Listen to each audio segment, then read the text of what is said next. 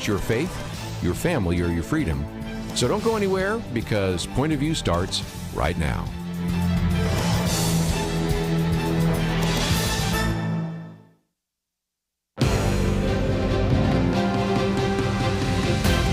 Across America, live, this is Point of View.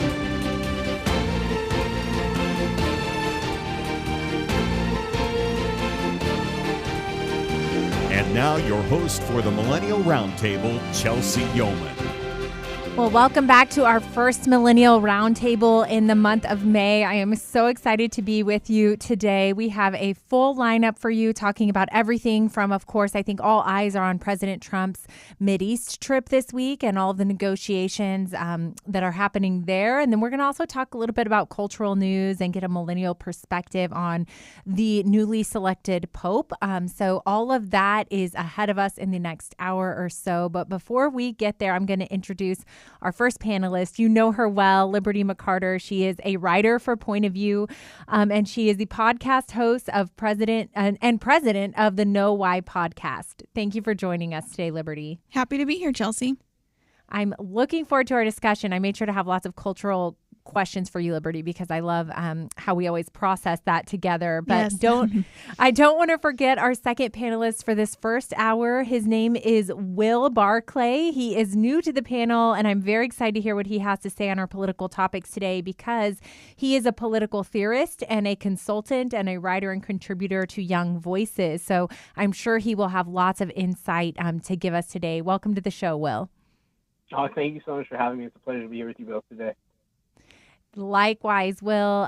The next hour, don't go anywhere after Will signs off, because Ethan Watson will be joining us. You've all heard him often on the show, but we're going to dive right in. I think the first topic is one that it's really multifaceted as a topic, not just from a millennial perspective, but culturally right now. And that is the new selection of what is now to be known as the 14th, Pope Leo the 14th is his name. And this is something I know that the whole world has had all eyes on. I mean, on the news cycle, it was something that you saw nearly every major media outlet cover, which was the selection of this new pope by the cardinals. The selection of the new pope is the first American pope, you know by now. His name is Robert Francis Prevost, and he's 69 years old. And it was at first a little bit humorous to me, Liberty. I'll start with you. How Americans got into, even those who were not Catholic, almost the competition of, we won this. And on the world stage, I don't know that I saw any other nation culturally, looking at this as something to be won. But certainly Americans and the memes we saw on social media responded that way. And that's spot on for Americans.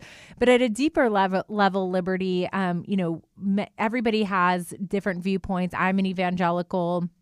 I believe you are as well. My husband was raised Catholic and is now an evangelical. There are 1.5 billion Catholics worldwide, and that number increases by at least 30,000 in America every single year. And there has been a large, really, exodus from the evangelical church to the more traditional Catholic background, particularly by millennial generation and Gen Z. So, Liberty, I would love to just get your take on why there was so much interest nationwide and worldwide in this by those who were not Catholic.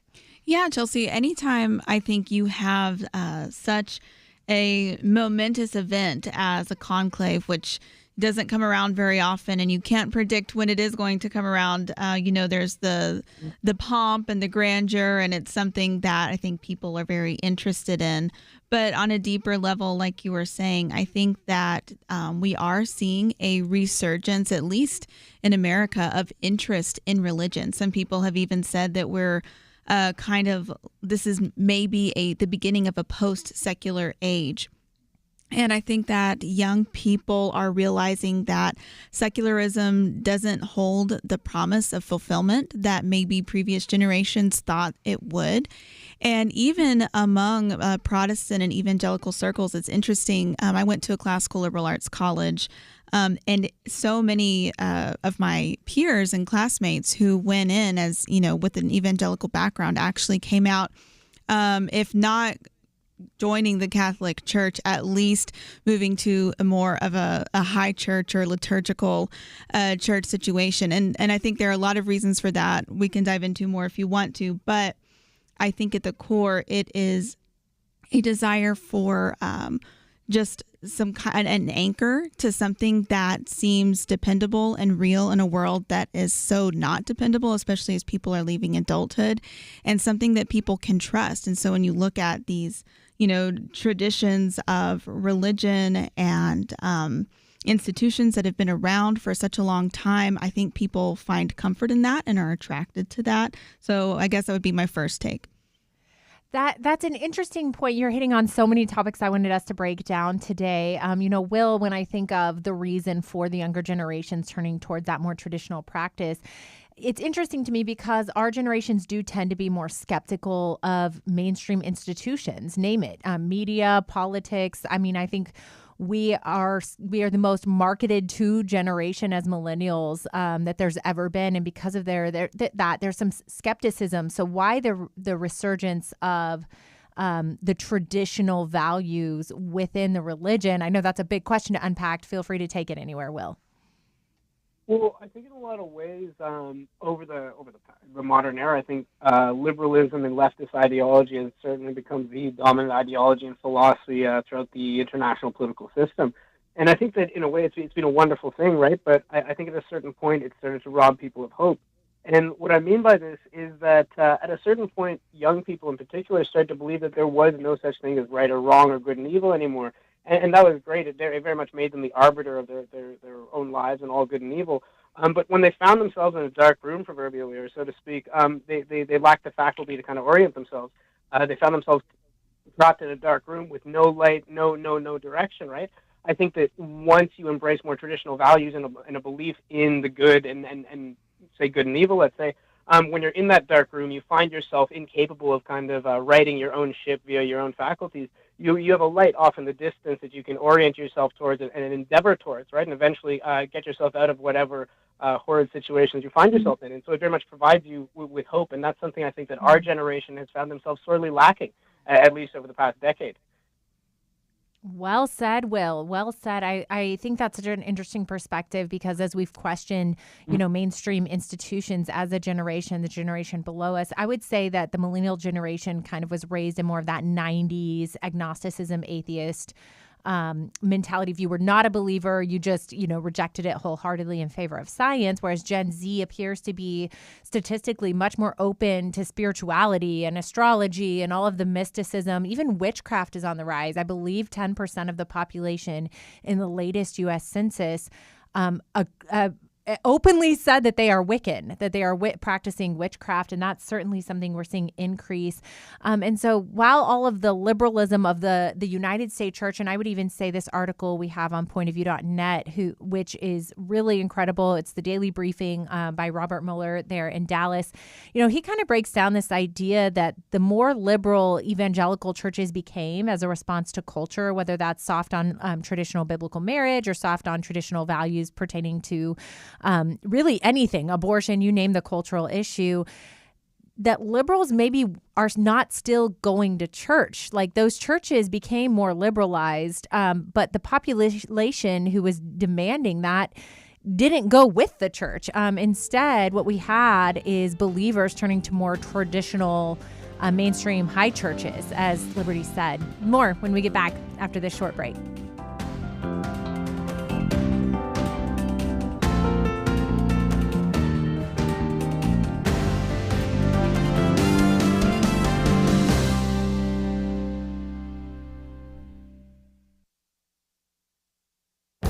This is Viewpoints with Kirby Anderson.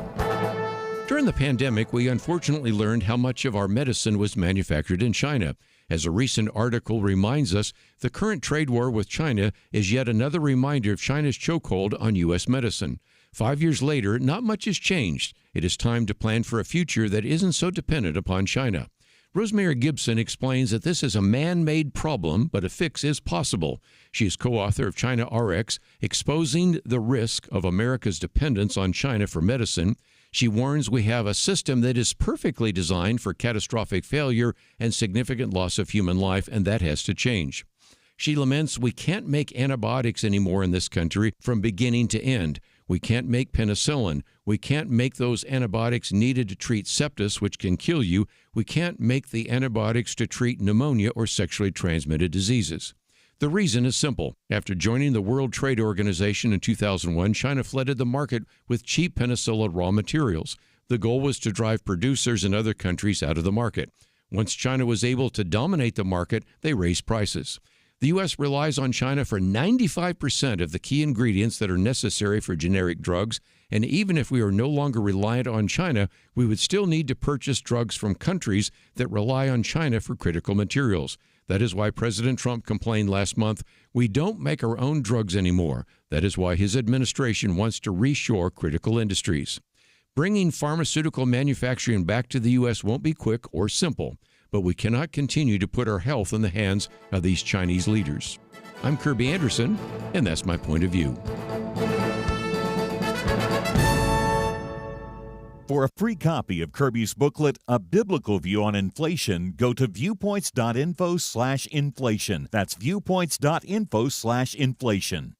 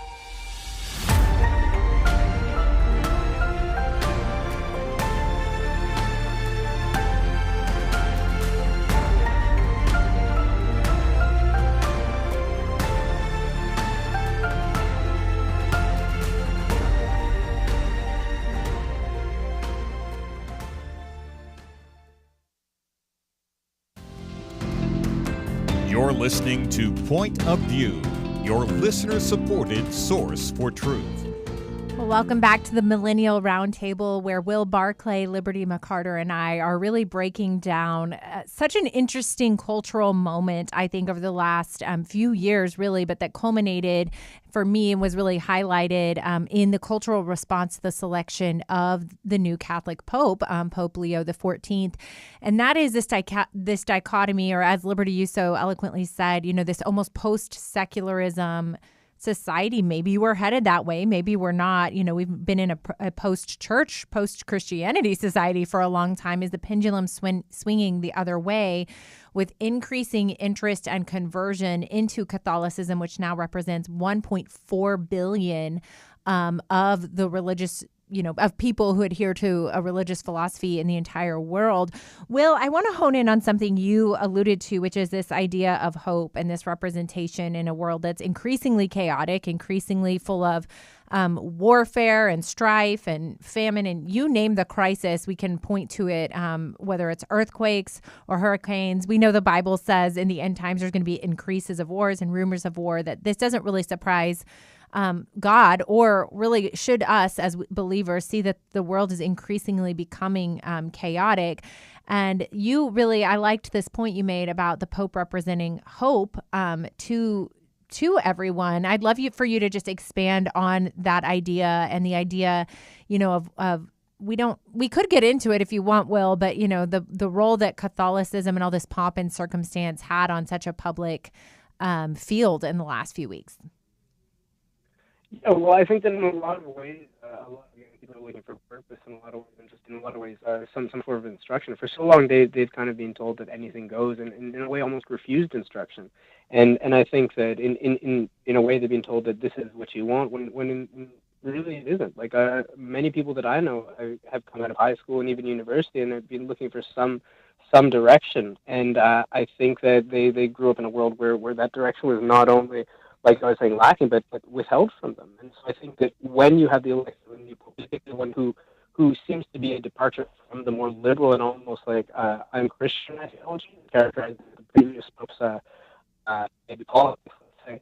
I think a lot of people view it as a new direction, and in a way, perhaps distraction. That, like you yourself touched on, it becomes distorted and chaotic. Yes, I mean it is one of those things we're seeing when you even contrast it with the Church of England, for instance, where reports are coming out of England that instead of calling it church or referring to it as a service, they're now calling it community meetings, and there's this push among many of the major religions. As Albert Mohler in this article for the Daily Briefing, he discusses this idea of liberalism of mainstream churches. Liberty, I wanted to ask you. I did have a moment, and I don't want to jump on any bandwagons that are, really highly critical of other religious beliefs or sects, but it was very apparent to me, the pomp and circumstance, which you talked about a little bit earlier, just the contrast of how venerated, the Pope figure is, and these cardinals are, and, the dress and the garb and the expense and the just how large and ritualistic, and even some of these rituals which do have pagan ties when you look them up into paganism, and how different that is. Right on the heels of Easter, I took my sons to go see King of Kings, which is a cartoon in theaters about Christ's life, and they brought to life so many stories of the Bible. But our Lord and Savior entered into this world as humbly as possible, born in an actual barn among livestock, and ended his life on this earth tortured and murdered and humiliated. And there's not a lot of pomp and fan around our own Savior. And I did want to call that out, Liberty. I wanted to say, I don't know that we as believers are called into this idea of pride and, honoring ourselves. Jesus came to serve, not to be served. And I wanted to talk about that with you, Liberty. Yeah, that's interesting. Obviously there's a reason that I'm Protestant. And I will just say, I always like to have a book recommendation. So I love my Catholic brothers and sisters in Christ, but for any Protestants listening, if you want a rich kind of theological argument for why the Reformation happened, Gavin Ortland published a book last year called What It Means to Be Protestant, and he does such a great job of really breaking down the theology behind that. But yeah, I do think we need to be careful. It kind of goes back to some of the reasons for the Reformation. I mean, you had people who were very concerned about idolatry within the church, about the worship of icons. This is something that Jesus criticized while he was in his earthly ministry of the Pharisees, who were more concerned about, their outward appearance and holiness on the outside versus on the inside. And I'm not projecting that onto Pope Leo or any of the cardinals who were involved in the conclave, but we do have to be careful of that. I will say that we really it really is about keeping Christ at the center, because with the Reformation, I think Protestantism, at least some kind of sects of that or sections of it, really swaying all the way in the opposite direction. Where now, we have almost lost sight of the importance of beauty. And ritual is something that, is often demonized a little bit in kind of the non-denominational or evangelical circles. However, I think having a routine where you are continually reminded to worship the Lord is not a bad thing. But again, is Christ the center of it, or is it about the ritual? Is it about the symbolism, or is the symbolism actually pointing you to Christ? Because, people go outside and will fall down and worship the sun and worship nature instead of the creator. And I think it's the same thing. There's nothing inherently wrong with beauty or artistry even. That can be a form of worship, but where is our focus and what's our motivation in doing that? And it's very easy, whether you are, playing in a non-denominational church on the stage and playing the guitar for worship service, or probably whether you are involved in a Catholic ceremony and all of the regalia that entails. Either way, it's easy for humans to get focused on ourselves and our pride, and everybody's looking at me. And that's both ends of the spectrum. So at the end of the day, we just have to stay focused on Christ. Well said, Liberty. Will, final thoughts? Well, no, I just really wanted to pick on something you said, the symbolism. And I think that that's a really important point here. I think that regardless of whether or not you're a Catholic, evangelical, like you're saying, to the rest of the world, the Pope very much represents all Christians, right? And so whatever happens with the Catholic Church has severe implications for anybody around the world, because the Catholic Church, certainly it is a religious edifice, right? But it is also a political institution. So I think that this I don't call it an election, but this conclave, and anything that happens with the Catholic Church, in particular a new Pope or divine monarch, let's say, being installed, has huge implications for the rest of the world. And I think that you're exactly right to hone in on that. Well said.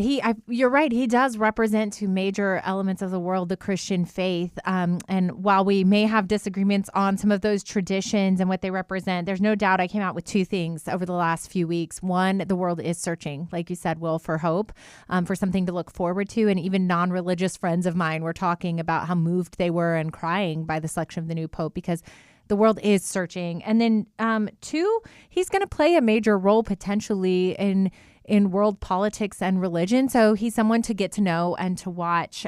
Before we go to our break, I am going to give a shout out to Kirby's Viewpoints. You guys know well that Kirby Anderson has some of the best analysis in the entire world on current events from a biblical perspective. And he publishes Viewpoints commentaries every single week, as does Penna Dexter. So don't forget to be going to pointofview.net, where you can read Kirby and Penna's analysis. And I just, for one, personally always look to them because they have decades of experience watching the news, watching politics, and understanding what the Bible actually has to say about current events. So it's a viewpoint that I don't think we see often in the media cycle and in the news. And I'm always just so grateful for Kirby exploring in sometimes just even a few paragraphs, one topic at a time, through a Christian lens and perspective. So go to pointofview.net, where you can read Kirby's Viewpoints and commentaries.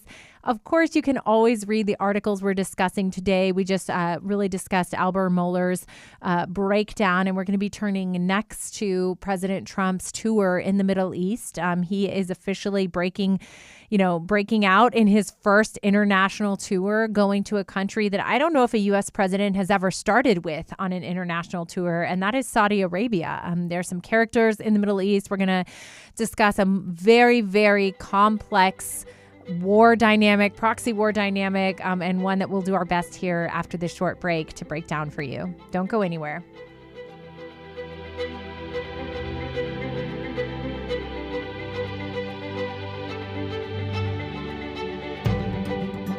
Have you subscribed to the Viewpoints commentary? No? Well, you're missing out on an essential free resource straight from Point of View's Kirby Anderson. Viewpoints are Kirby's free daily email commentaries covering any and every issue relevant to your faith, your family, and your freedom. And what makes Viewpoints essential is how packed they are with information you will not get anywhere else, while also being a quick read. In 2 minutes or less, you can become better educated about an important issue affecting America. And Viewpoints is easily shareable, making it a great resource to forward to your friends or also to post on social media. Don't miss out on this essential free resource from Kirby Anderson and Point of View. Join the thousands of Americans who receive Viewpoints by enrolling today. Do it right now at pointofview.net/enroll. Again, it's free and it takes just a moment. pointofview.net/enroll. Point of View will continue after this.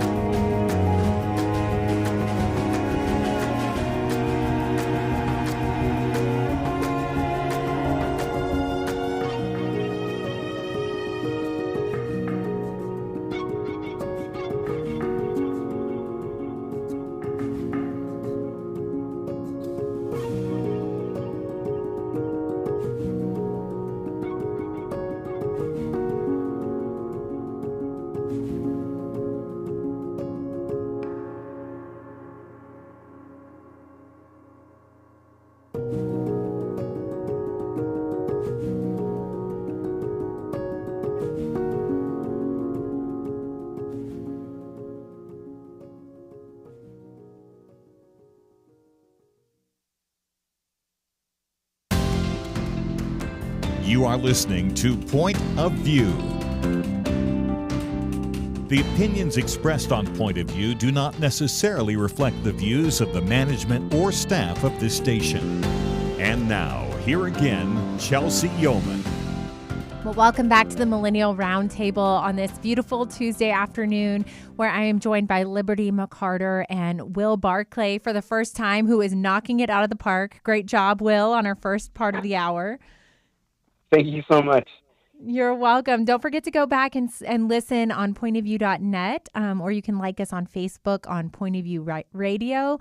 You can also watch us live on YouTube if you missed that first hour. We talked about the selection of the new pope and really some cultural religious things to note about that, not just from a millennial perspective, but it's been an interesting phenomenon, certainly, to watch unfold.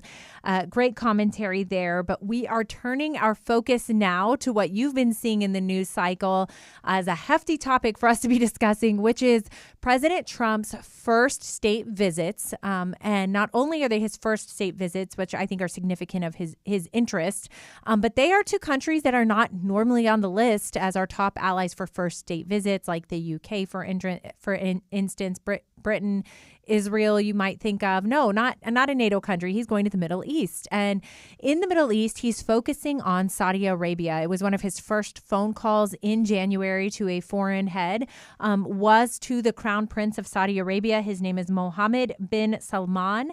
I want you to remember his name. I think he is emerging as a political and public figure, and I think will probably play a major role on the international stage moving forward. So that is the Crown Prince of Saudi Arabia. He's been in the background for several presidencies now, but he's really emerged with France. He's been doing negotiations with France. He's also, traditionally, Saudi Arabia is most well known for their economic impact globally because of oil, right? But he is actually trying to change that. If you're reading some of the most recent headlines, where he's really wanting to play a bigger role in negotiating peace and treaties in the Middle East for several reasons. So I'm going to outline a few players. Bear with me for my intro. One is Saudi Arabia, who has not just economic interests, but security interests in the region. I'm going to start with the economic. We're seeing discussions of a major business state dinner tonight with Elon Musk, BlackRock, major investors in the room, Google, including some cryptocurrency investors. And this is almost a business first type meeting, is what it's looking like. Of course, the Crown Prince, Mohammed bin Salman, has guaranteed at least $600 billion investing into the American economy, but most recent reports say that it might be as much as $1 trillion, which might be part of the reason that President Trump is starting there. But then not secondarily, I would say equal, y'all, would be the security interests, where President Trump, without typically going with Israel in these negotiations, did secure a ceasefire from Yemen and the Iranian-backed Houthis in the region. And that is something that is a major interest, not just to Saudi Arabian peace in the region, but to most stability in the region. And so we can see on the interest list for Saudi Arabia with President Trump asking for a few things. One, upgrading their weaponry, and then two, a civil nuclear program, which everyone is saying would lead to peace and security. So, Will, I would love for you to just take the floor. There's a lot of players here to talk about, a lot of dynamics. So feel free to speak to what you think is most valuable for us to know. Well, I think President Trump has really launched a very bold gambit to bring stability to the Middle East. I think right now you've very much got Israel as one locus of it, but it's vital, I think, for all parties in the region that the region be made stable and, like you're saying yourself, secure. I think another thing that we've seen as of late is this growing sentiment in America, even around the world, that say the Trump administration or the American government is subject to the will or beholden to the will of the Israeli government, right? And like you and I know, this is simply not true, but it is extremely important that the Trump administration not appear this way. And so I think that President Trump's recent behavior vis-a-vis Israel and the Arab states, the Middle East, is a little bit an aspect of those optics, right? Like what we've seen here is Trump has been able to demonstrate that the United States of America, though they have certainly enjoyed a decades-long and special relationship, they're partners, right? But Israel has never dictated America's politics. We've been able to see that Trump has brokered these deals, like you were saying, without Israel there. And so Trump has demonstrated the United States of America does act independently of the nation of Israel, while not at all undermining its special relationship with the State of Israel. In fact, because the United States of America has moved so overtly and publicly towards the Arab states, it's actually been able to become even closer with the State of Israel, right, in practice. And I think that with regards to the Houthis, both the State of Israel and America wanted them to stop shooting their missiles. They just had different reasons, right? America's great concern there with the shipping lanes, the Red Sea. Israel thinks it is more of a national security issue and kind of laments the fact that such an extremist organization is being allowed to reside on the international stage for so long. But ultimately, they're both pointing at the same goal. And so I do really think this is a very bold gambit by the Trump administration to bring stability to the Middle East, but also to, again, maybe dispel this notion that Israel somehow dictates American foreign policy, while also bringing the American nation closer to the State of Israel in practice. You're raising a very important point, Will, and I appreciate your analysis there, because there are, depending on which headline you're reading, what appears to be there, some headlines, like in Politico, for example, would allude to this idea of a fracture between President Trump and Prime Minister Netanyahu in Israel, because Netanyahu left D.C. without the two things he was asking from the United States, reports on Gaza and continuing the war there. But then you read other headlines where we have our ambassador Mike Huckabee, who is saying, they talk more than Huckabee does with the president. They talk regularly. There's no fracture to be seen. And so, Liberty, I always like to look a little bit below the headlines. Let's just look at the facts. And the facts are that President Trump is not necessarily meeting with Netanyahu on this upcoming Middle East trip, which I do think is telling. He is proceeding to seek a peace agreement in Yemen. So the Yemen Houthis, the Iranian-backed terrorist group there, I'm going to call them that, have been bombing and working against cargo shipments in that area. And the United States defended our own interest there, Will, as you mentioned, without Israel, and came to that peace agreement without Israel, although Israel is more than capable, of course, of defending themselves and their own, barges in that area. And so there appears to be what could be described as a little bit of a fracture. Some are saying that President Trump has been frustrated that Israel refuses to really get to the negotiation table. But Liberty, I want to hone in on one thing. With Saudi Arabia, their number one priority when it comes to Gaza and Israel is to recognize a second Palestinian state. And they said, we will only negotiate with Israel on peace in that region and supporting security in that region if it includes a second Palestinian recognized state, which President Trump seems more open to than I think most Americans and American presidents in history. Anything you want to speak to on that side, Liberty? Well, it's interesting. Definitely. I appreciated Will's perspective. I always look at this like you, Chelsey, and say, okay, here's what the headlines are saying. Obviously, there's probably, conversations and things going on beneath the surface that we are not aware of. But a couple of things that have stuck out to me just reading this. I do think we are seeing some of that America first / isolationist, mentality come forward a little bit. That was definitely a strong part of Trump's agenda in this second term.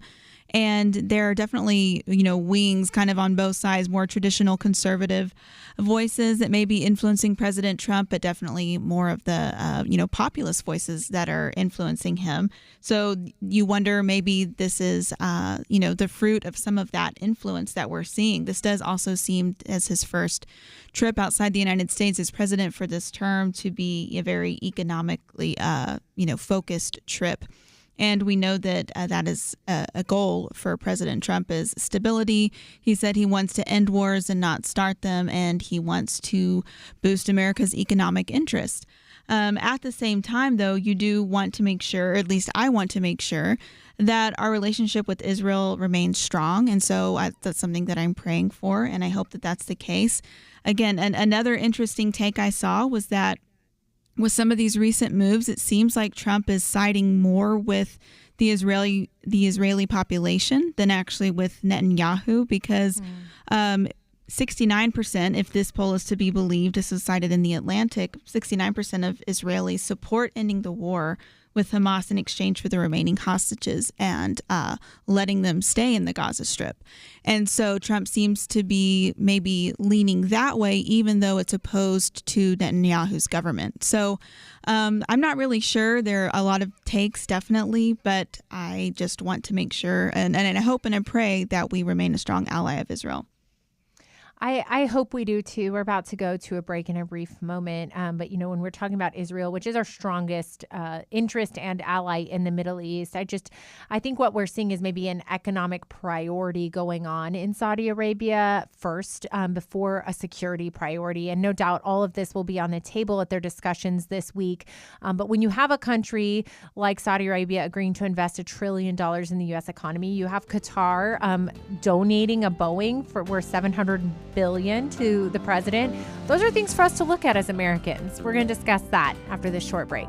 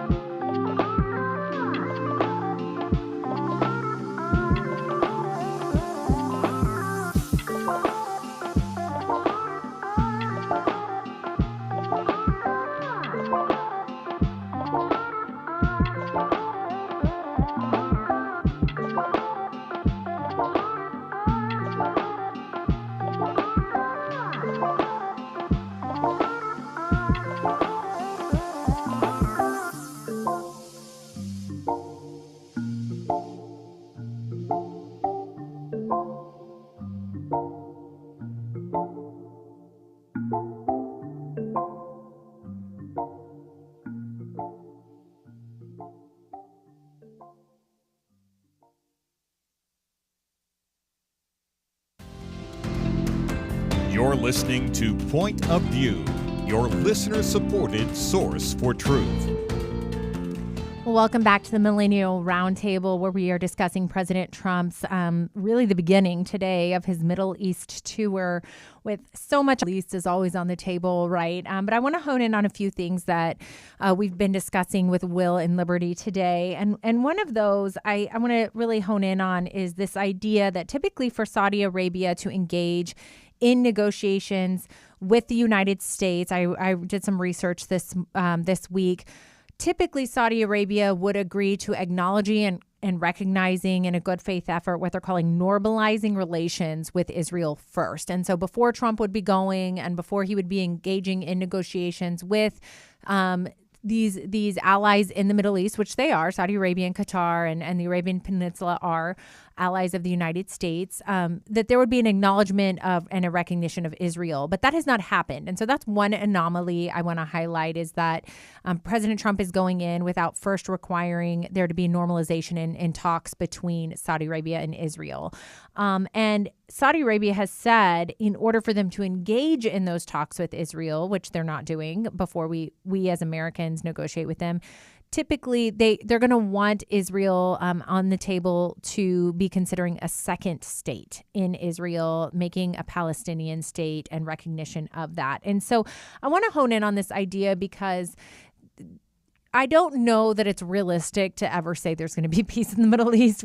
We know from history and certainly from what the Bible has to say about the end times that there's going to be fake negotiated peace there. But at the end of the day, what we have is two very deeply held religious worldviews that are different from one another. And if you look at Iran and if you look at the Persian Gulf, which it's interesting that Trump did offend the Persian Gulf states by recommending they rename the Persian Gulf into the Arabian Gulf. So that was a little bit funny. But truly, they have said the leaders of Iran want to wipe Israel off the face of the map. And I always want to say that, Will, because I think there's this idea that there's this westernized viewpoint of the conflict in the Middle East, that if we can pull the right levers and have the right negotiations and create the right interests and diplomacy, then peace can be achieved. But I think that that's false. I think to say that there are truly a desire to ethnically cleanse the Jewish people from the face of the earth and always have been, and that we're not necessarily negotiating with good faith actors, no matter how much they agree to donate jets or invest in American infrastructure. So that's my strong way of saying it. But Will, feel free to give your input on that. No, actually, I think I think it's extremely important. I think that the state of Israel has demonstrated to be willing to negotiate and has sought peace for decades, right? But it's the other states and first organizations forced to negotiate have not, like yours, negotiated with similar good intentions or with an eye of peace. Organizations like Hamas and Hezbollah in their charters explicitly commit themselves to eradicating the people, the state of Israel.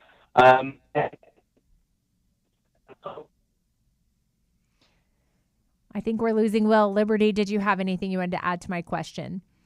Yeah, Chelsey, I think we're entering an interesting time where for the last several decades, at least my lifetime, a strong relationship between the United States and Israel has always been taken for granted. And I think that was true largely on both sides of the aisle.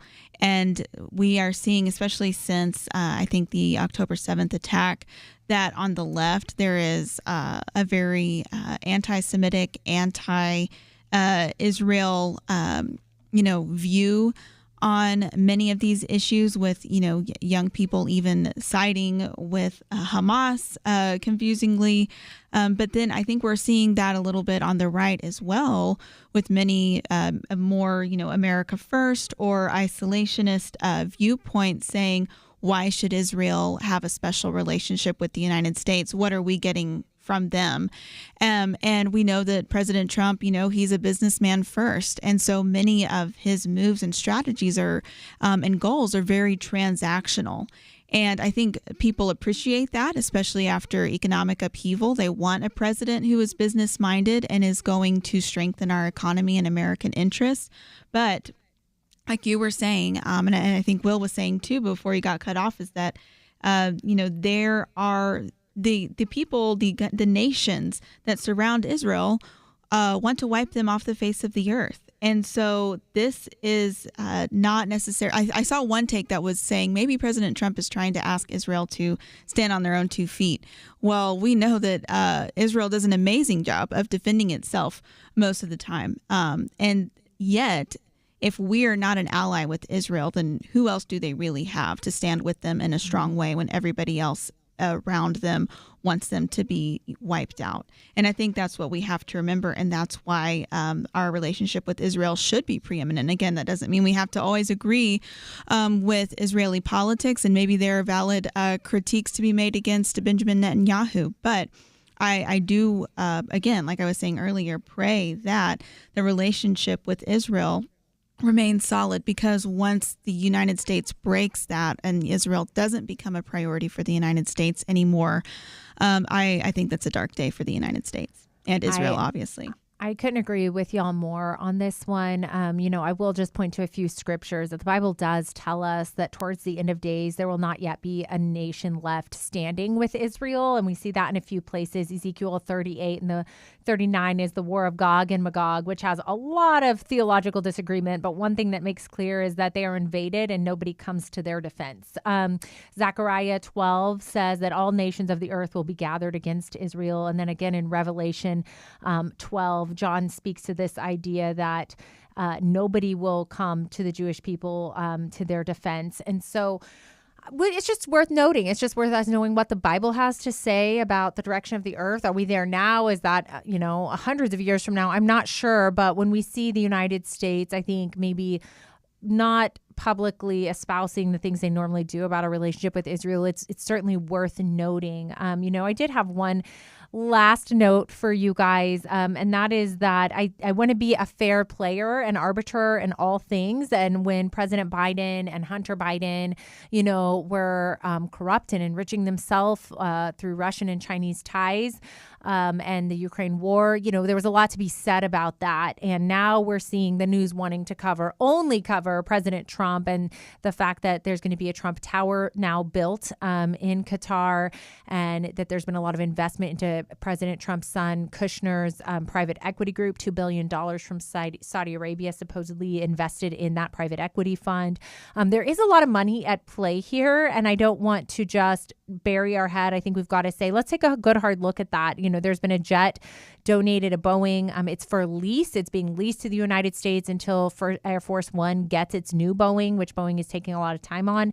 But in the interim, it's certainly a large gift, a very expensive gift to be given to President Trump. And so I know that there are lawyers going to be looking at all of that and making sure that all ethical hurdles are cleared. But we want to not be above reproach, right? And take a good hard look at just how much financial potential gain is there to be had. Of course, President Trump's spokesperson, spoke out against that and said that's ridiculous because he's left all those endeavors behind to be president. But certainly when he leaves the presidency in 3.5 years now, he will be returning to his investment. So I think it's worth noting. We are so grateful to have had you with us today, Will Barclay, on this first hour. Go ahead and tell us where our listeners can support you and follow you. You guys can follow me on Twitter, or X, I guess, at Will Barclay, BBC. And if you guys happen to be out in Korea, I guess in July, I'll be over there presenting my essay and speaking at the International Political Science Association's World Congress. So by all means, if you're out in Seoul, Korea, come and check me out. Of course we will. We appreciate your commentary. Y'all stay on for the next hour. We've got more to come after this break. The Bible tells us not to worry. And yet, there is a lot of worrying stuff in our world today. Thankfully, the Bible doesn't stop at telling us not to worry. God gives us a next step. He says we need to pray. But sometimes, even knowing what to pray can be difficult. And that is why Point of View has relaunched our Pray for America movement, a series of weekly emails to guide you in prayer for our nation. Each week, you'll receive a brief update about a current issue affecting Americans, along with a written prayer that you can easily share with others. We'll also include a short free resource for you in each email so you can learn more about the issue at hand. Will you commit to pray for America? Go to pointofview.net. Click on the Pray for America banner at the top of the page to subscribe. Again, that's pointofview.net. Click on the Pray for America banner. Let's pray together for God to make a difference in America. Point of View will continue after this.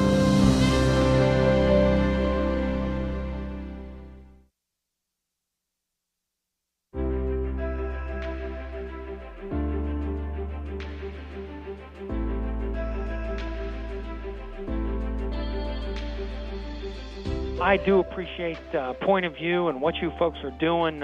You really are doing a great job to educate and to help Christian folks do a better job to honor Christ in all that we do. My husband and I are your supporters. We just really appreciate the show and the people you bring on. I just want to commend you guys on your program. I love listening to you. It's a blessing. Been listening to you for several years. Your program has helped my family see current events and elections and politics through the eyes and the principles of Scripture. And that's been enlightening, and we're trying to pass that on to others. I want to say, first of all, that I really enjoyed the Millennial Roundtable, and I love the program altogether. I think Kirby is great, and I really appreciate all of y'all, all that y'all do, and the truth that y'all put out. Hey, great show. Love all your comments and what you're talking about. Thanks again for what you do. Point of View Radio Talk Show.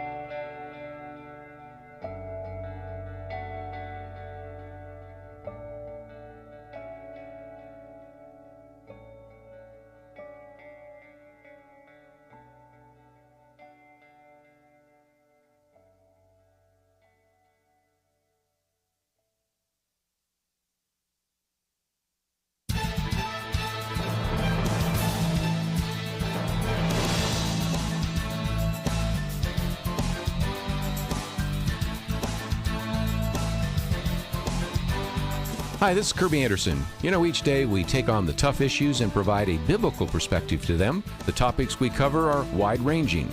Apologetics, theology, prophecy, creation and evolution, intelligent design, marriage, family, child-rearing, the millennial generation, friends and society, politics, economics, business, religious liberty, the Constitution, public policy, foreign policy, military policy, tensions in the Middle East, abortion, homosexuality, pornography, sexual ethics, media, technology, history, and America's godly heritage. We talk about anything that affects your faith, your family, or your freedom. So don't go anywhere, because Point of View continues right now.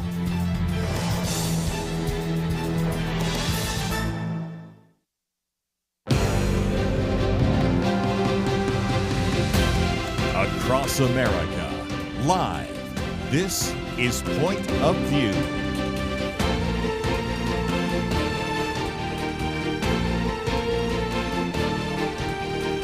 And now your host for the Millennial Roundtable, Chelsey Youman.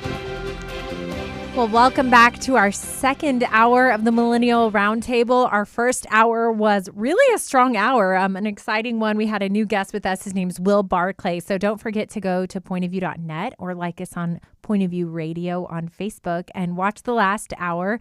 We're continuing on now with Liberty McArtor. You know her well as the Point of View writer and the president of the Know Why podcast. But joining us this second hour, we have Ethan Watson, who is no stranger to the show anymore. He's been an excellent addition over the last year. We're so grateful to have you with us today, Ethan. Thank you so much for having me, Chelsey. Always a pleasure. I'm excited to really cover some topics today. We're going to turn to a diverse array of topics. We went from an international discussion. We're going very domestic now. We want to talk about the new director of the DOJ. Her name you probably know by now, but if you don't, her name is Pam Bondi. And she has made yet another claim on the Epstein files. And I want to talk about the Epstein files. I don't actually think it's a topic we've discussed much on this show. And I think it's significant. It's a significant topic. Not because it's conspiratorial or giant mystery. I think it's an important topic because there is mounting evidence that not only is the deep state involved, and by that I mean the FBI, CIA, and intelligence agencies, I also mean the elite, both economic elite and political elite, and we all have heard the ties between all of those elite and Epstein. It's not something we've talked about a lot, but, you know, Ethan, I want to raise the significance of this issue because the longer it takes for the DOJ to perform on the promises made by President Trump and his administration that they were going to release more files, we were going to get names of the elite. What has ended up happening is Ghislaine Maxwell, who was Jeffrey Epstein's right-hand woman. She's become the scapegoat since he was killed in his cell or committed suicide, depending on how you view that topic. You know, we really have his aiding and abetting partner, his conspiratorial partner with him in prison, and none of those who were actually also committing the crimes and utilized them. And so because of that, it's significant to me. Ethan, I just love your high-level thoughts on whether or not you think this is a significant issue. Do you think it's getting overplayed? Is it something we, should spend our time on? Well, Chelsey, I don't think you can overplay the idea of a pedophile ring of billionaires and elitists. I think that is, it's impossible to overstate how horrific that might be. But I think there's a couple problems with this. First of all, when the Trump administration makes a promise, I expect them to stick to it. I'm backing this administration behind a lot of their policy initiatives, but this is very typical Trump administration. They like to make these big promises and throw in these household names to these positions. And then they just chase a bunch of boondoggles and publicity stunts that don't really accomplish the objectives. I'm sure we all remember when all the Trump influencers were at the White House with the binders full of nothing. And I found that to be insulting. I thought that was like a red herring. And as someone who's interested in finding out which of our elites were engaging in these actions, I was insulted by that one. And really what's going on here is they're just breeding more conspiracy theories, because when you act like you have a secret to keep, people are going to naturally raise their eyebrows and say, what are you hiding from us? So of course they're asking questions. No one can be shocked by that. And I just want to get to the bottom of this one for sure.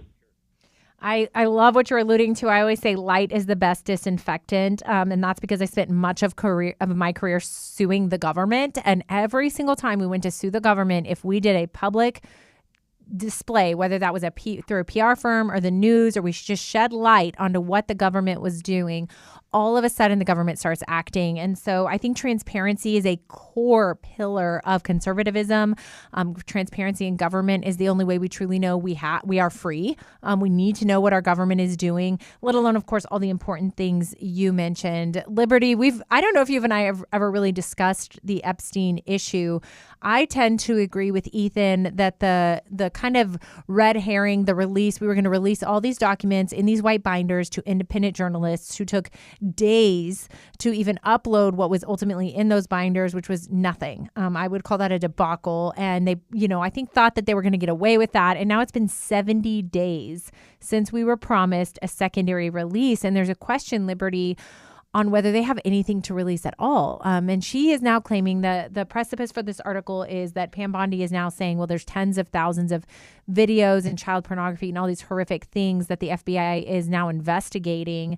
And, the real question is, we just want really some defendants. We want to know who besides Ghislaine Maxwell should be in prison right now. And the longer they take to do that, in my estimation, Liberty, the more it looks like they are, in fact, interested parties, right? If you're a neutral arbiter of this and you're the DOJ charged with investigating even your own deep state, the longer you take to give that transparency, the more it looks like you have something to hide, right? I totally agree. I agree with Ethan as well. I think there are a few potential realities here. One, we know that as Ethan said as well, President Trump tends to overpromise. He's going to end a war in 2 days. He's going to release all these files. Everybody's going to be richer than they've ever been.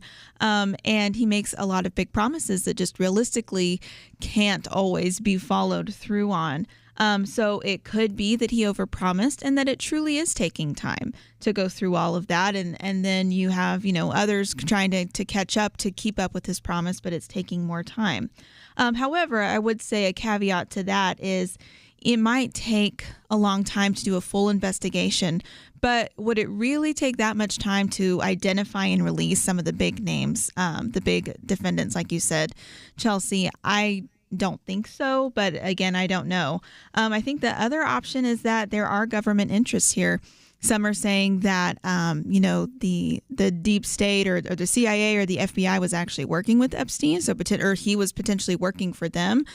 So maybe there are, secrets, classified information, security interests that certain parties don't want to be revealed. Maybe there are government figures themselves who they don't want to be revealed. Maybe there's conflict inside the Trump administration, which the transition has been a little bit chaotic, even in the intelligence community itself. So I think that there are multiple potential realities here. But President Trump has told the American people that he wants to drain the swamp. And so if he doesn't deliver on that promise, and if his administration is not transparent, then it seems like he's actually just defending the swamp and a part of it. And honestly, that wouldn't surprise me. Yeah, to me, the most significant part of this Miami Herald article was at the very end. Alexander Acosta, who is the former U.S. attorney in Florida, he oversaw Epstein's controversial 2008 plea deal. He stated during his vetting with the Trump administration for a position that he was told, and I quote, that Epstein belonged to intelligence. And so for me, if we're wondering why the delay, why all these things, the difficulty is that our oversight administration is in charge of overseeing itself, if that is the case, that the DOJ, who's supposed to be prosecuting crimes, if they're tied to the crimes, it's going to look like a different investigation. Don't go anywhere after this short break.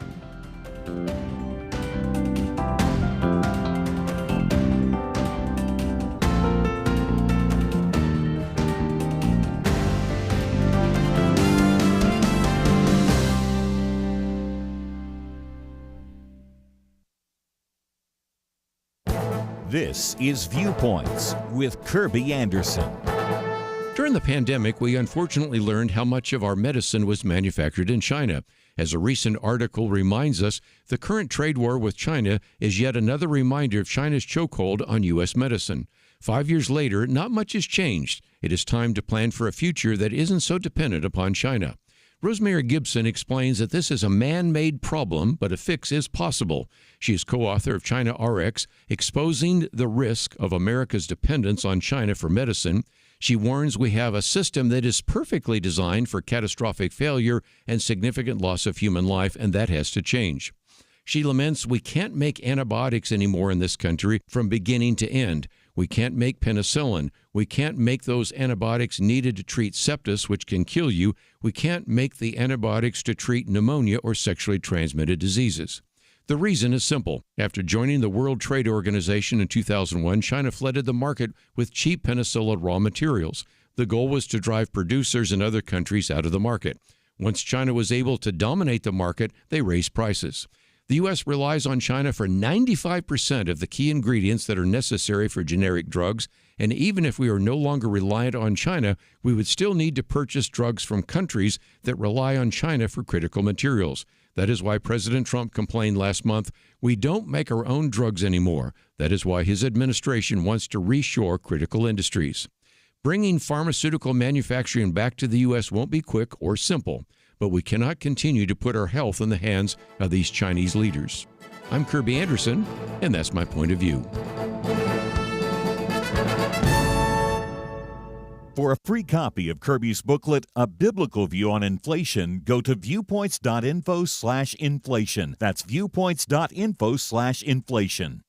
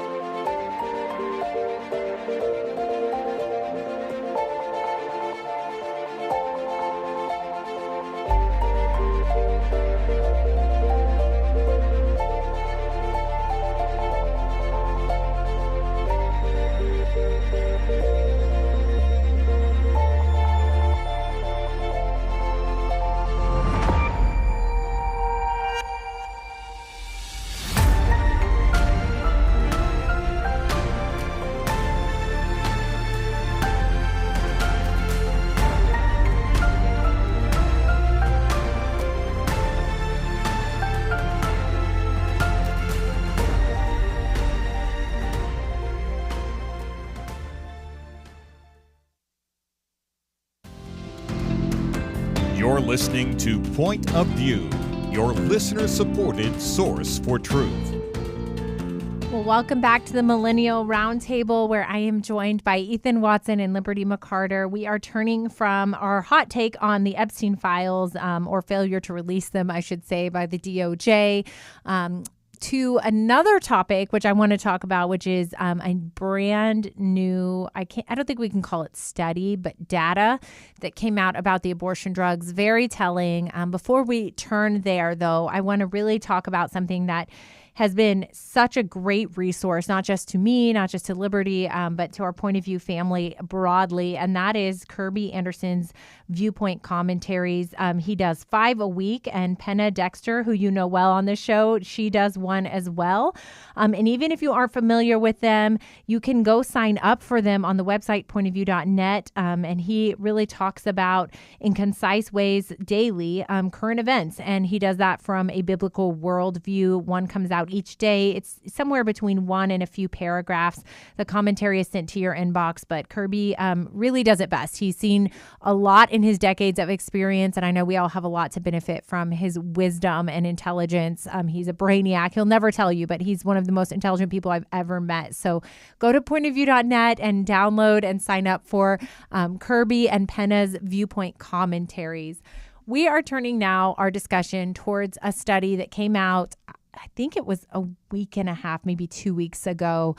It was very timely for me personally in my career because I am working in state legislatures as we speak to combat mail order abortion drugs. We've talked a lot on this show about how women now over 63% of all abortions are done through a pill that comes in the mail in states like Texas or Oklahoma or Louisiana, where life is protected and children are protected, women now just go online and order these drugs, which even the FDA on their main website says not to do because they're fraught with danger.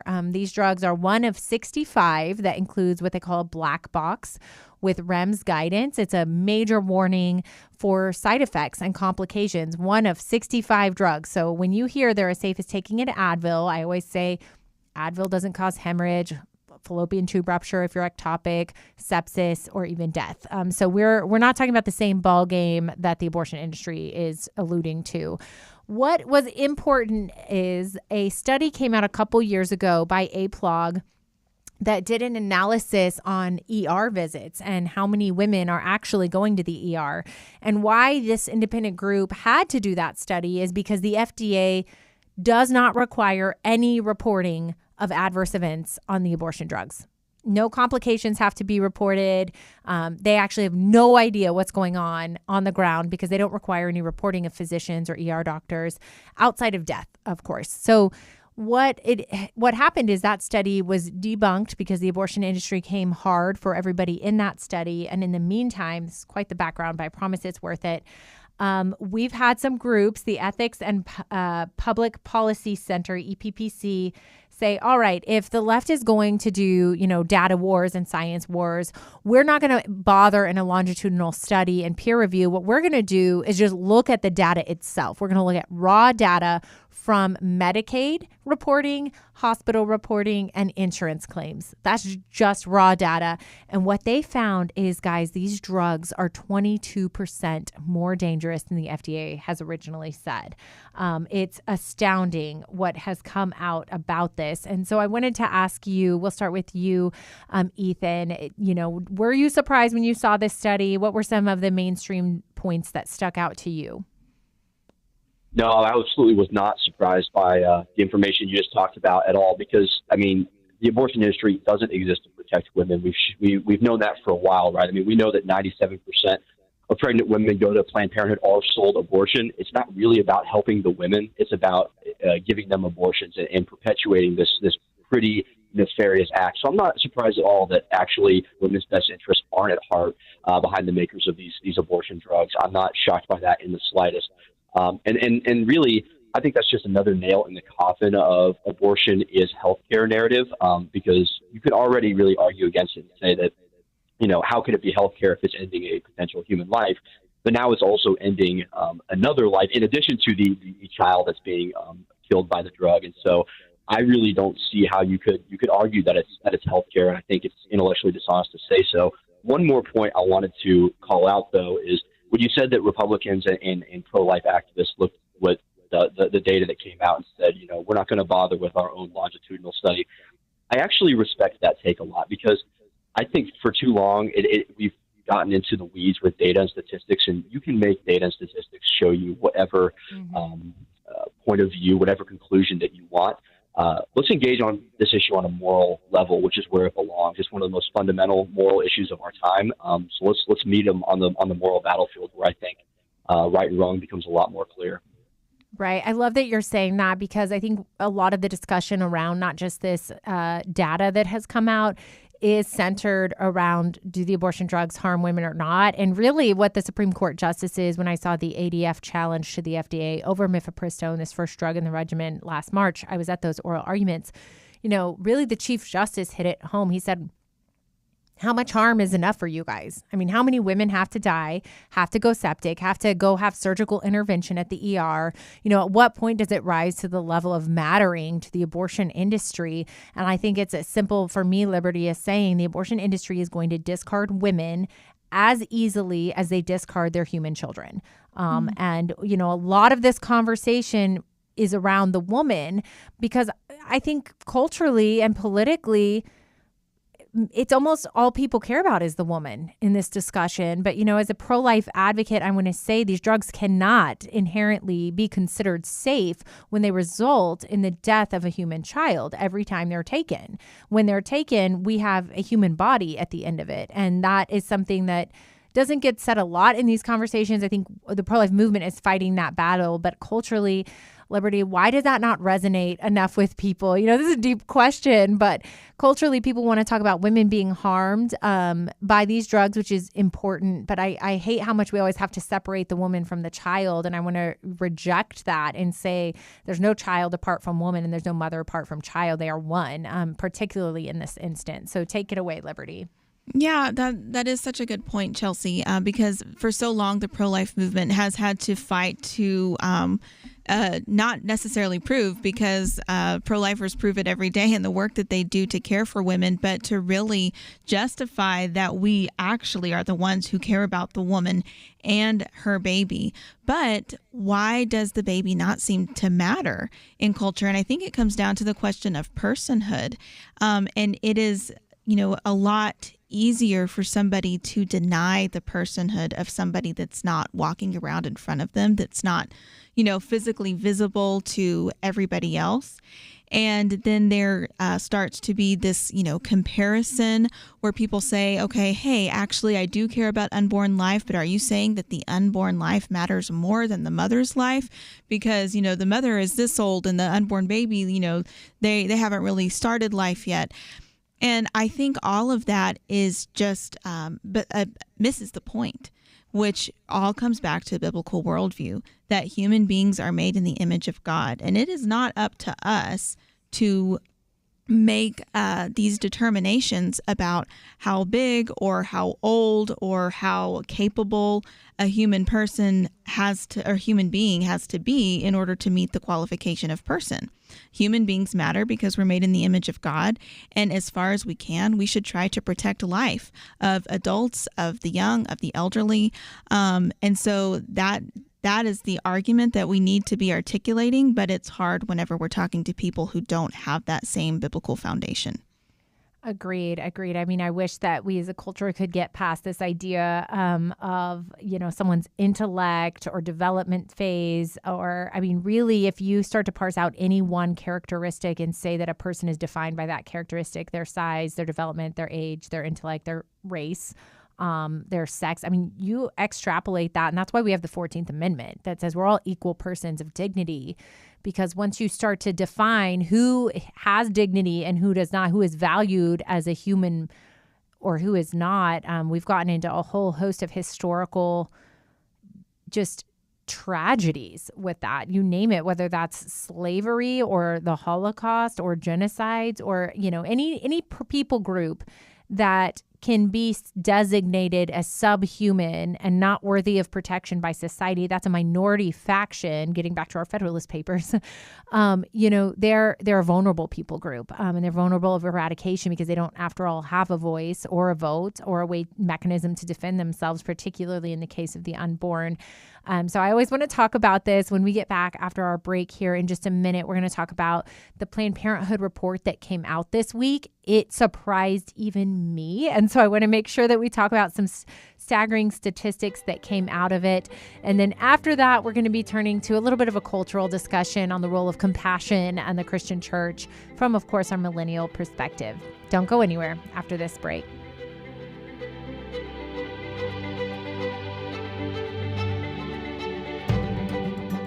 Have you subscribed to the Viewpoints commentary? No?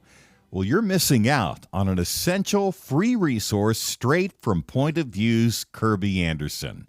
Viewpoints are Kirby's free daily email commentaries covering any and every issue relevant to your faith, your family, and your freedom. And what makes Viewpoints essential is how packed they are with information you will not get anywhere else, while also being a quick read. In 2 minutes or less, you can become better educated about an important issue affecting America. And Viewpoints is easily shareable, making it a great resource to forward to your friends or also to post on social media. Don't miss out on this essential free resource from Kirby Anderson and Point of View. Join the thousands of Americans who receive Viewpoints by enrolling today. Do it right now at pointofview.net/enroll. Again, it's free and it takes just a moment. Pointofview.net/enroll.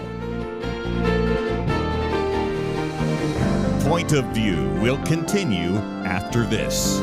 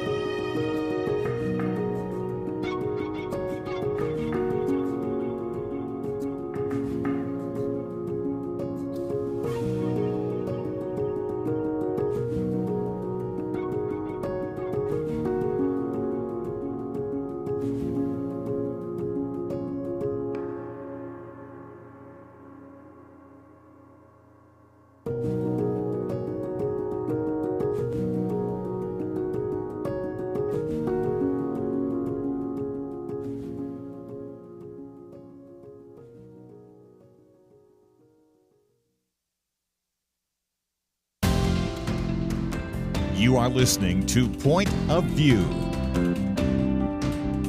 The opinions expressed on Point of View do not necessarily reflect the views of the management or staff of this station. And now, here again, Chelsey Youman.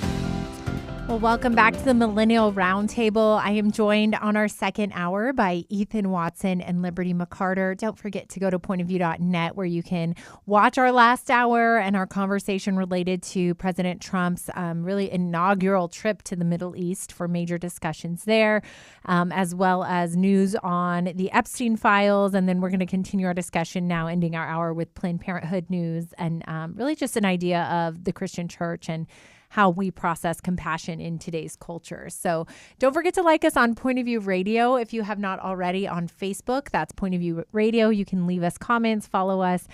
Kirby's show is every day, and I get to come about twice a month to come to the Millennial Roundtable. So if you've not tuned in to Kirby's normal Point of View Radio show, it is an absolute treat from 1 to 3 every single day. We're turning now to news that I don't look forward to, I have to be honest. Every single year, Planned Parenthood releases its annual report and talks about everything from where its funding comes from, how much funding it's getting, to how many kids they've killed. And this year's report is no different. They have an astronomically large abortion rate. If you did not know, after Roe was overturned, the abortion rate went up to over 1 million children a year killed by abortion. It's the highest.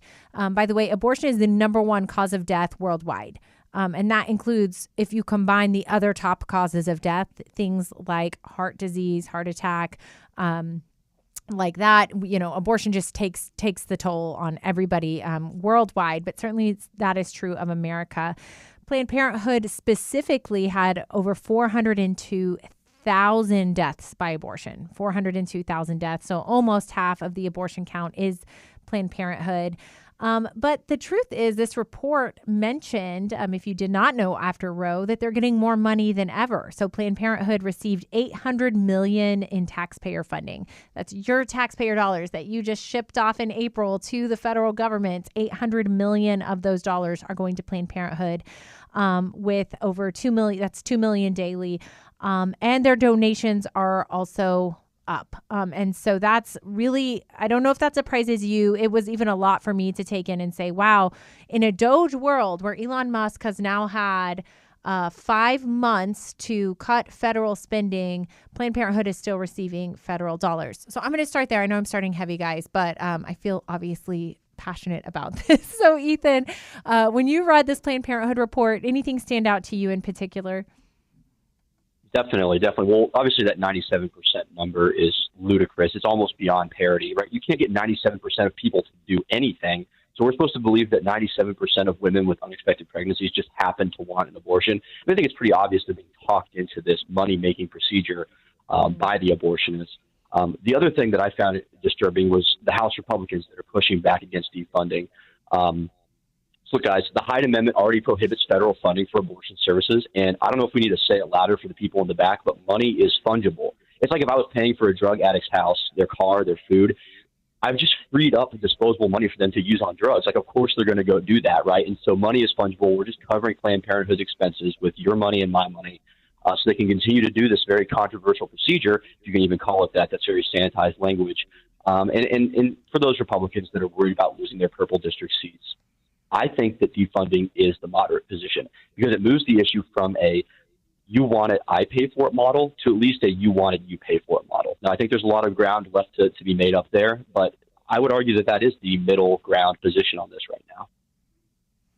That's a good point. You're raising a lot here. So I like where you're headed with this. And one of these, I think, is going to be a deeper point, which might be, if we remember, during the election, there were Republican Party platforms being drafted last year, and the GOP reneged on pro-life platforms. They were like, it's not culturally acceptable. We don't know if the people are with us, which is not the case. I think a lot of evangelicals, 8 out of 10 vote Republican. This is their top issue. It's a top 3 issue for Republicans consistently, according to Pew Research Center, for 25 years. And so when evangelicals show up to vote, they vote on this issue, but elections have consequences, as do us reneging on party platforms. And what we're seeing is because we were not strong on that. I say we as a pro-lifer, but I should say politically, Republicans were not strong on their platforms on the abortion issue.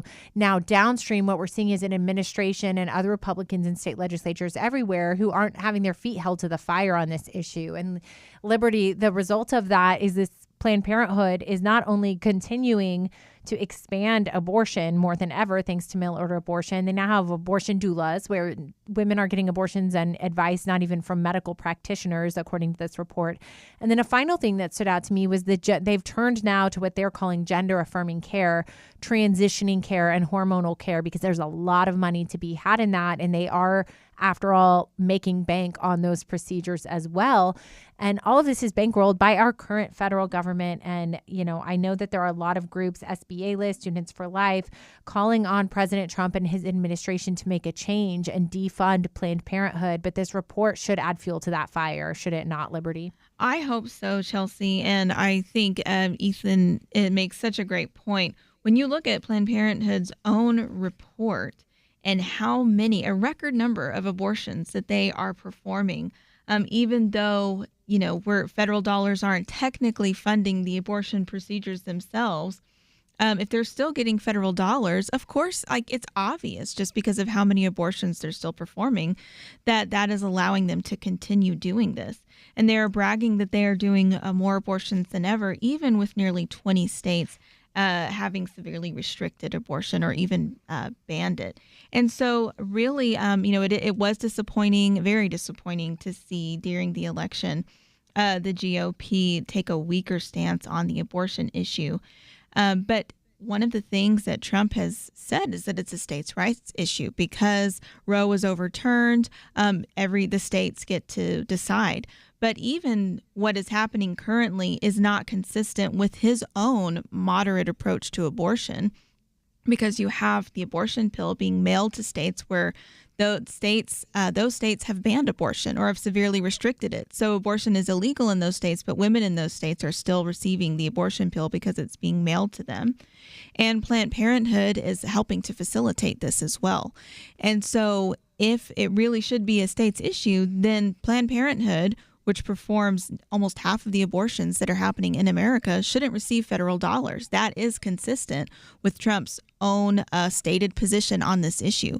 So I think that maybe if Republicans take that approach, or lobbyists take that approach and say, hey, even if you want to be consistent with your moderate approach to abortion, the federal funding for Planned Parenthood has to go. Maybe that would be the road to take there in terms of messaging. But there's no reason that we should be funding Planned Parenthood at all. From the very beginning, they have been a dark organization founded on the premise of eugenics to begin with. And so it's one bad thing after another that is harming America. There's no reason they should receive federal dollars.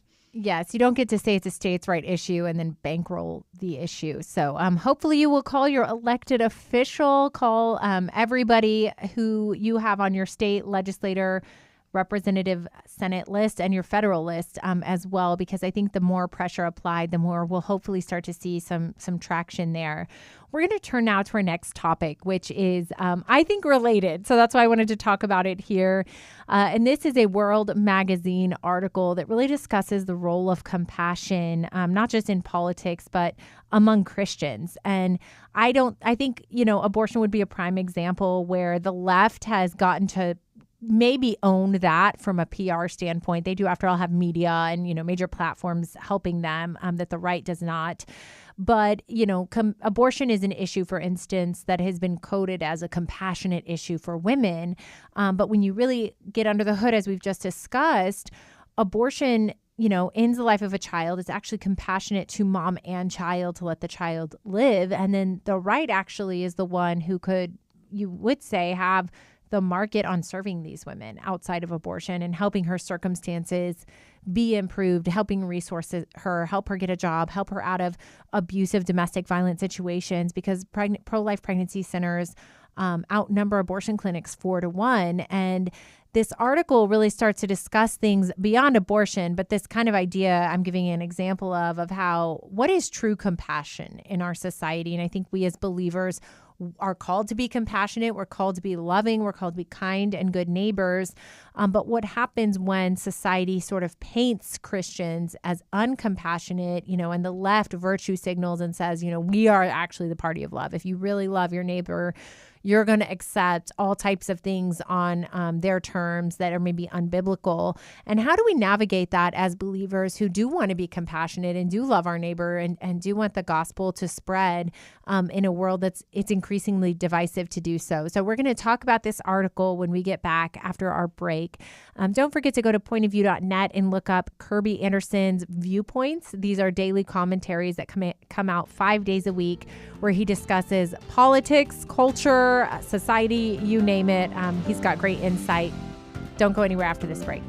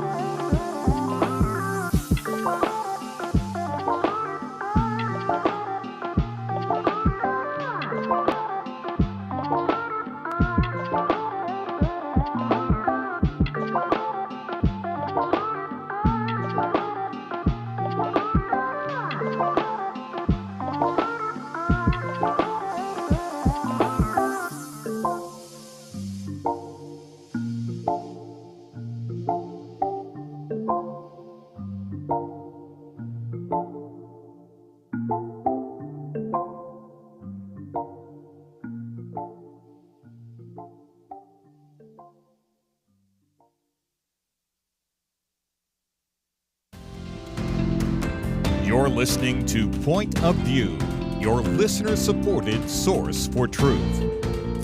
Welcome back to the Millennial Roundtable, where we are turning our discussion now to discuss an article that was entitled, "When Compassion is Left-Coded, Christians Need to Show True Compassion and Discern the word when the word is misused." Liberty, I'm going to start with you. I mean, I just introduced this topic, this idea that the left has tried to own that they are the party of compassion and that the right in general is the party of, you know, they would say legalism or harshness, or, you know, we've all seen hashtags and the names that Christians are called. And I say Christian and conservative. I shouldn't convolute the two, but I think we as believers, our interest in this issue beyond politics is really a biblical one, isn't it, Liberty? I'd love for your take on this article. Yes, I really loved this article. I'm so glad that you highlighted it, Chelsey, because one, I can't stand it when we allow a term that is a legitimate word or a principle to be co-opted by one particular ideology.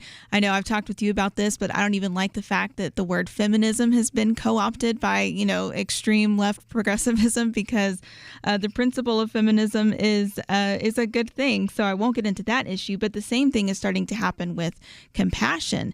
And if we aren't careful, we can be reactionary and even avoid using certain terms because we don't want to be associated with what they have now culturally become associated with. But words matter, and compassion is a biblical principle. And so I love this article, just kind of the sense of reclaiming that and say, what does biblical compassion look like? Because when Jesus was walking the earth, you had the Pharisees who really kind of had co-opted, ideas like holiness or righteousness, as the article talks about. But then Jesus came and he showed what true holiness and righteousness looks like. And so and I think it's interestingly kind of ties back to what we were talking about in the first hour, even with the younger generation. I think they are drawn to compassion. But one of the reasons you see more young people who are seeking religion attracted to more theologically conservative churches or traditions is because they're starting to see, I think, that the compassion that is often talked about on the left is more of a permissiveness, and it's not really answering the hard questions. And there is more of a richness there in biblical compassion, because it's not permissive to just say everybody can do whatever they want, but there actually is right and wrong. And it's not just right and wrong, but it affects people's lives. And so true compassion is pointing people to the truth. It is. And that's a hard thing, because I think a lot of Christians, it's hard to be, the Bible says that gospel is divisive, right? That it will pit, father against son, and there will be wars over Christ. And we've seen all of that to be true. And part of it is because Christians know that God has structured things. If we trust God and we know he is good and we know he is faithful, then we know that the bounds he's drawn in the sand, the boundaries for us, that they are ultimately for our good and the good of humanity.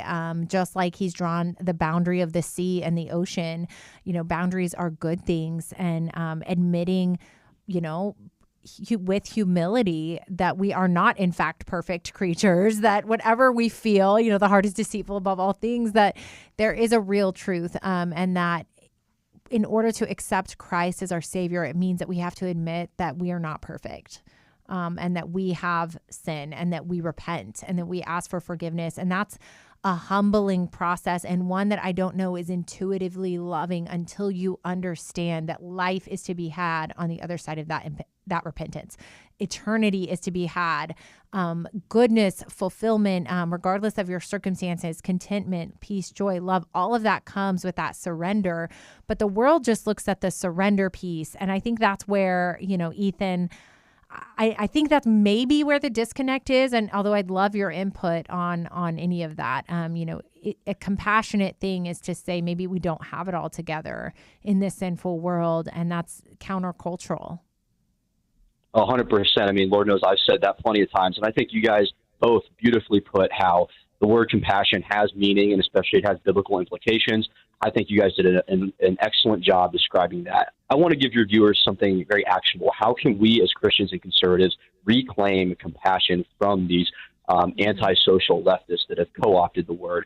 The first thing you have to understand to do that is this is not a new trick. The leftists always like to take the side of the people on the societal fringes, the people that feel like they haven't been as successful as they should be. If you're trying to fundamentally change a place, you start with the people on the outside. Whether that's perceived or real, that's up for debate. A good example of this is the Haitian slave revolt. They went to the enslaved people and said, look, we are going to overturn these social hierarchies. We're the compassionate ones. We're advocating for you. As soon as that revolt happened, the Haitians found themselves enslaved by the other blacks after the Haitian Revolution. The people who are at the bottom of the totem pole are always the ones who suffer from this leftism. So it's not compassionate in the slightest. Now, you might be asking yourself, what can we do about this, right? If we find ourselves in a conversation with one of these, blue-haired revolutionaries, how do we defend ourselves? And they're going to start slinging isms like they're going out of style. I'm going to take the George Kennan approach. He said we should contain the Soviet Union. I say we contain these performative empaths. Don't engage them on their premises, because the minute you utter the words, I'm not racist or I'm not homophobic, and here's why, you've already lost the argument. You're backfooted, and you've accepted that the real problem is the ism of the day instead of something deeper like economics, like family values, like religion, like culture. So don't engage with those intellectually dishonest people. Don't let them into your circles. Don't give them the time of day. Laugh at them when they come to destroy you. Because really what leftism does, under the guise of compassion, it doesn't steal from the rich and give to the poor. It steals from the rich and gives to themselves. You gave so much there, Ethan. We've got to slow down. Okay, I'm taking notes as fast as I can, but this is really good. I like your idea of actionable. First I would say there's two categories. There's people who, do we care? Do we care what the left has to say, whether they call us compassionate or not? And if you do care, then that's where we're engaging, Ethan, in what you're saying, which is, I think we have our own stories to lead with. I think the Republicans can often lean on facts, lean on data, lean on, maybe more academic conversations. But when we're talking about this warm and fuzzy feeling of what's compassionate and what's not, we have our own stories. And we should be telling those stories. And I don't know that the GOP or Republicans do quite as good of a job of bringing stories to the forefront to focus. One of the areas they have done this, I would say, would be the immigration crisis, because, the left would say it's uncompassionate to deport people. And the right would say, well, allowing human trafficking to flourish is probably the most heinous thing you can do outside of straight murder. And that the most compassionate thing you can do is protect these children. But we haven't led with the children. And I would say, that's an example of what you're describing, I hope, Ethan, which is for us to say, how do we have these conversations culturally? Because it's not enough just to win. We want to win hearts and minds. And we want culture to come along with us. And I would say that it's swinging that way. Do you have anything to add on that front, Ethan? Yes, absolutely. I think a great example of this would be the president of Trump's State of the Union address recently. Generally, it's a lot of pageantry and sort of gimmicks, but I think he did a really good job of showing the human side of people that benefit from Republican policies. And of course, it wrong-footed Democrats for not clapping for the childhood cancer patient, for example. But it also showed that, hey, there's a lot of compassion on this side of the aisle as well. And I think the proof is in the pudding. It's taboo to say it, but the leftist policies that we've seen in this country haven't even helped the people that they purported to help. It hasn't been exactly compassionate for the supposed beneficiaries of the civil rights movement. I don't think those communities have been improved. And so I think it's time for these people who want to help people who are disenfranchised or had a bad run of it. I think it's time for them to maybe try something new and see maybe a little bit of order, a little bit of authority, and a little bit of faith, family, and freedom is exactly what the doctor ordered here. Well said. Well, thank you, Ethan. Thank you, Liberty, for joining us on the Millennial Roundtable today. Don't forget to go to pointofview.net, where you can find our articles and figure out how to support both of them in their incredible ministries, including myself. I hope you have a great Tuesday. The Bible tells us not to worry. And yet, there is a lot of worrying stuff in our world today. Thankfully, the Bible doesn't stop at telling us not to worry. God gives us a next step. He says we need to pray. But sometimes, even knowing what to pray can be difficult. And that is why Point of View has relaunched our Pray for America movement, a series of weekly emails to guide you in prayer for our nation. Each week, you'll receive a brief update about a current issue affecting Americans, along with a written prayer that you can easily share with others.